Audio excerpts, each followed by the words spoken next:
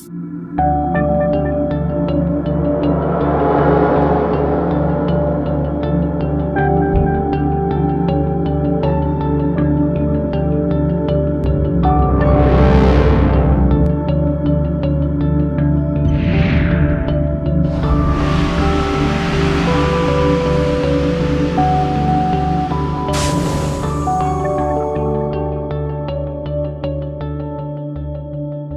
tema que me coube analisar e discutir aqui hoje com os senhores é a hipótese de incidência do PIS e COFINS em relação ao seu regime não cumulativo. Em outras palavras, o conceito de receita, especialmente para que seja analisado se as indenizações e as subvenções para investimento nele podem ser incluídas. E, em verdade, a riqueza dos dois temas, dos dois últimos temas enfrentados aqui, mostra o quão complexo é o que a gente chama de microsistema tributário do PIS e da COFINS não cumulativo, porque nós acabamos de ter uma discussão aqui que ainda não acabou e está muito longe de acabar sobre aproveitamento de crédito, sendo que ainda temos alguns assuntos sobre o próprio fato gerador da contribuição. A própria amplitude do fato gerador da contribuição, mesmo depois de anos aí, de quase de 10 anos, o PIS um pouco mais, ainda causa alguma discussão. Eu não vou usar todos os slides, embora eu tenha trazido apenas leis e decisões nos slides, porque a gente não precisa ficar lendo aqui essas decisões ou leis, mas enfim, no que nos interessa, o nosso ponto de partida é a emenda constitucional número 20, que trouxe a possibilidade de que as contribuições para a Seguridade Social fossem instituídas por lei ordinária sobre a Receita. Antes disso, houve uma tentativa frustrada do legislador ordinário de se tributar a Receita, mas que foi logo impedida pela jurisprudência do Supremo Tribunal Federal, que seguiu aí a sua linha dizendo, olha, por lei ordinária, o que se permite a tributação no texto então vigente da Constituição era o faturamento e esse entendido como as receitas advindas da prestação de serviço, da venda de mercadorias ou de ambas, o que deixa de fora várias receitas, como por exemplo as receitas financeiras, as receitas decorrentes de aluguéis e outras.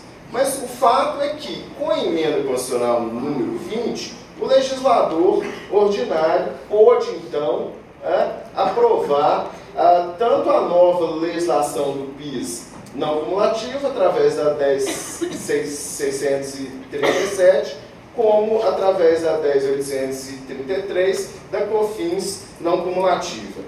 Se nós formos analisarmos a própria redação desses dispositivos, encontraremos algumas coisas muito interessantes. Primeiro, ambas as leis falam que o faturamento deve ser entendido como o total das receitas auferidas. Ora, mas se havia agora a possibilidade da tributação das receitas, para que se falar em faturamento de novo, que bobagem é essa? E logo após, há outro dado também interessante, que dizendo, olha, o total das receitas corresponde a todas as receitas existentes no planeta.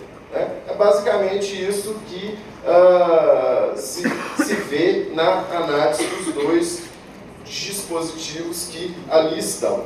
Não é muito difícil que nós enxerguemos aí a amplitude desses dois dispositivos. E é óbvio que essa amplitude ela dá aso, ela dá lugar a vários problemas não é? Mesmo porque a Receita, nos últimos tempos, ela tenta, sempre que possível, ampliar ao máximo a ideia de receita, o conceito de receita, para ali incluir alguns ingressos que efetivamente não são receitas. E na nossa ordem constitucional, isso definitivamente não pode ser feito. Não é? Nós sabemos, pelo alerta do artigo 110 do Código Tributário Nacional, que todos aqueles conceitos que foram usados para atribuição de competência tributária, eles não podem ser amoldados pelo legislador ordinário como ele bem pretende. Não é? Existem alguns limites para que o legislador ordinário possa usar esses conceitos. E esses limites devem ser buscados aonde? Eles devem ser buscados nos outros ramos do direito em geral. Embora o artigo 110 do Código fale apenas em direito privado, não é? Mas é o caso de se buscar esse conceito nos outros ramos. E, portanto, a nossa busca inicial, ela pode ser feita no direito financeiro, um ramo ali muito próximo a nós. Basta que os senhores vejam que o direito financeiro sempre considerou as receitas como ingressos específicos dos entes políticos. Enquanto o ingresso, portanto, é um pouco mais amplo, as receitas são aqueles ingressos que permanecerão no patrimônio do ente político, ou seja, aqueles ingressos nos quais não há uma correspondência, uma obrigação assumida pelo ente político. Como nos ensina, enfim, Aliomar Baleiro, um dos exemplos, Alberto Deodato, enfim, a boa doutrina do direito financeiro. E essa boa doutrina, ela parece ter ecoado no próprio texto da Constituição, à medida em que o artigo 212, no parágrafo 1º da Constituição, diz o seguinte: olha, aquele ente político que arrecadar um determinado recurso, mas o transferir para outro, não considerará esse recurso arrecadado e transferido como receita dele, para fim de uma série de cálculos. Ou seja, é muito claro para a ciência das finanças, para o direito financeiro, uma distinção básica existente entre ingresso e a receita. Além disso, a ideia de patrimônio é um conceito jurídico. É isso? Nós não podemos falar que patrimônio seja um simples conceito contábil, ou econômico, ou algo que vale. Existe um conceito jurídico de patrimônio, também determinado no Código Civil.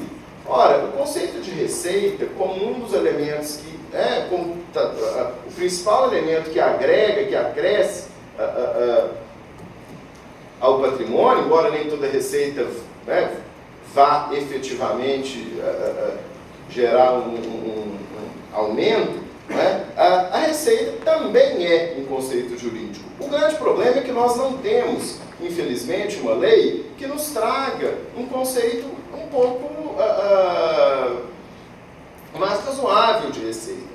É necessário, portanto, que nós, intérpretes do direito, a gente consiga densificar esse conceito constitucional de alguma maneira, de modo a encontrarmos nele certas características que nos permitam extremar o que é e o que não é receita. Em relação a alguns casos, essa identificação é muito tranquila. O que se entra pela venda de bens, de produtos, é claro que nós vamos dizer que é receita. Do mesmo modo, do lado oposto, o capital social que eventualmente seja aportado pelos sócios, todos nós sabemos que não é receita. Mas existe uma zona cinzenta aí em que alguns conceitos podem ficar um pouco soltos, de modo a que a gente não consiga, de plano, enquadrar determinado ingresso como receita. A doutrina, ela enfim, elenca alguns pontos que nos ajudam nessa tarefa. O primeiro deles é que a consideração de receitas é um novo direito, que é criado sem que haja alguma ressalva no patrimônio do contribuinte, ou seja, deve haver um ingresso de um novo direito e um ingresso sem que haja algum tipo de ressalva. A ideia é que esse direito novo permaneça no patrimônio do contribuinte. É importante ainda que esse direito ele entre no patrimônio do contribuinte sem que haja uma correlata obrigação em relação a ele. Ou seja, não é? O direito, ele não pode, a sua entrada no patrimônio do adquirente não pode gerar uma obrigação para esse adquirente com um terceiro. Esse é o típico caso, não é, de venda para uma entrega futura de mercadorias que ainda não foram produzidas. Nesse caso, nós não temos receita até que haja a efetiva entrega dessas mercadorias. Outro ponto importante é nós lembrarmos que a redução ou eventual extinção, né, de uma dívida, ela pode ser considerada como receita, se de alguma forma o patrimônio do devedor estiver envolvido ou tiver algum tipo de contraprestação em relação à extinção ou à redução de uma determinada dívida. E por fim, o último ponto que me parece também importante é que transferências patrimoniais não podem ser consideradas como receitas. Por quê? Não é? Porque são simplesmente injeções de capitais que estão fora do patrimônio do contribuinte, ou seja, esses capitais eles não foram fruto do patrimônio do contribuinte e, portanto, eu não tenho, nesse caso, uma receita. Enfim, a receita é uma contraprestação de atos da atividade, né, que envolva bens materiais, imateriais ou humanos, não é, de uma determinada empresa para que possa ser feito um ingresso de uma receita externa. Né? Ou seja, a receita é um produto que vem de fora, mas a partir do esforço que vem de dentro da pessoa jurídica. Esse é o ponto. É quase o contrário dos bebês em relação a gente. Né? Nós temos um produto que vem de dentro e um esforço que vem de fora. O oposto é o caso da receita em relação à pessoa jurídica. É basicamente isso. Né? E é claro... sem falar que bebemos pizza. É claro que a receita, ela tem ainda uma distinção importante da renda, é que ela pode ser considerada isoladamente. Por isso é possível que eu tenha a receita ainda com uma venda em que haja prejuízo ou haja uma venda, né, simplesmente pelo valor do custo do produto. E nem sempre ela constitui uma entrada, né, de caixa. Bom, dito isso, vamos com a maior brevidade possível aos dois casos aqui em que temos alguma discussão. Ou seja, se as indenizações primeiro podem ou não serem alcançadas por PIS e COFINS, e depois eu vou falar de uma maneira bem breve na subvenções para investimentos. Bom, para falar em indenização, vamos relembrar aqui de uma maneira bem breve os tipos de indenizações que nós temos. Com um exemplo até, pense que o nosso amigo Dr. Walter Lobato, aproveitando a alta popularidade que ele tem nas redes sociais, né, gerou até uma campanha Volta Lobato, vocês viram, né?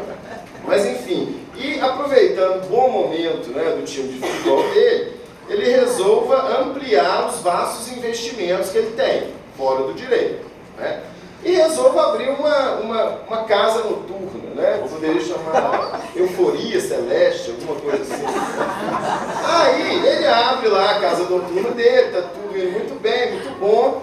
Só que essa casa noturna está incomodando demais alguns amigos dele. A Mônica, o Júnior, o professor Flávio Pô, estão muito incomodados com esse negócio. E eles fazem um atentado terrorista. Explodem lá um caminhão com uma bomba lá. Bom, muito bom, cara, próprio. Aí, o que acontece? Bom, o professor Walter, bem munido de advogados, né? Você pode contratar o Daniel Vilas Boas para essa casa, olha que delícia.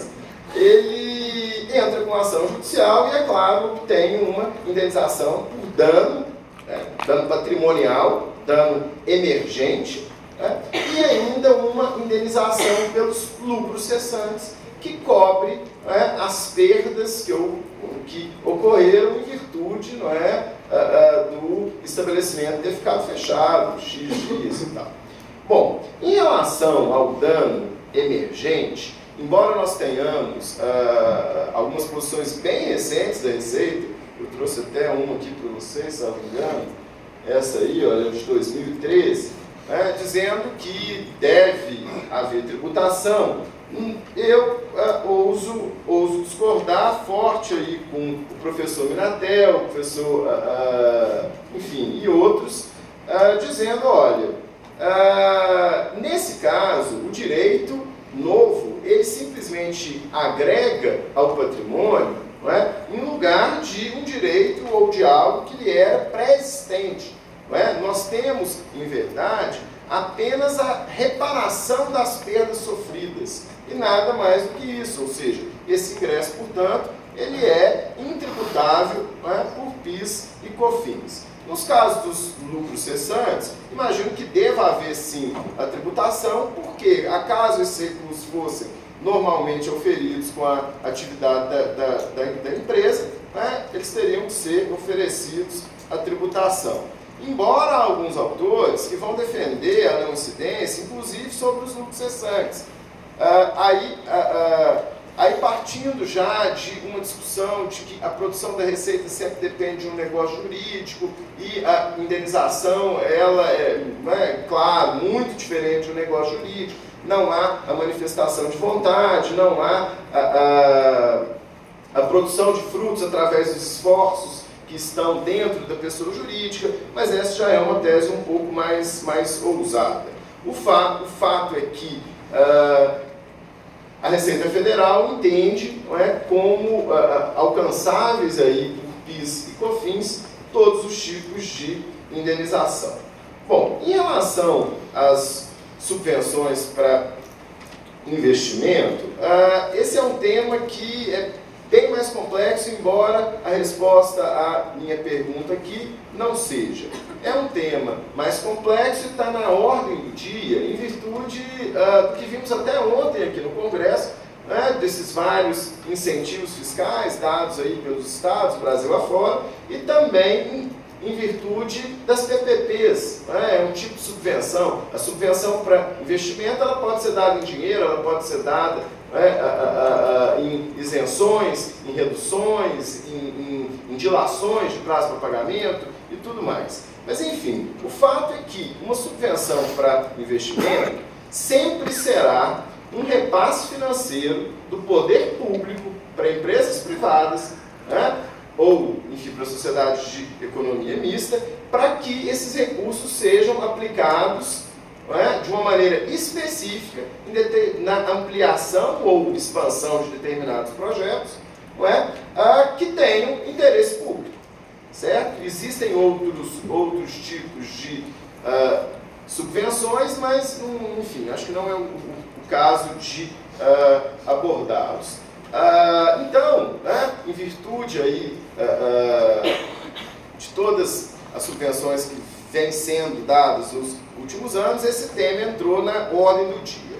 E houve ainda uma alteração legal, né, feita pela Lei 11.638, que revogou um dispositivo da Lei de Sociedades Anônimas e trouxe esse tema à baila em virtude das dúvidas, né, que advieram dessa revogação. O que foi feito na época? A lei de SA dizia que as doações e subvenções para investimentos, elas deveriam ser contabilizadas à conta, né, do capital social nas reservas de capital. O problema é que este dispositivo foi revogado, né, e a lei simplesmente não falou nada sobre e aí, agora vai fazer o quê?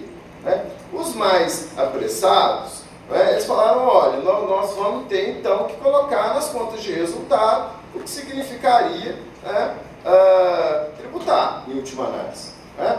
Tributar por imposto de renda, tributar por PIS e COFINS e tudo mais. Bom, A minha posição aqui diz respeito, enfim, nós devemos analisar só o caso do PIS e COFINS. Quem quiser depois conversar sobre o caso do imposto de renda, enfim, eu estou à disposição.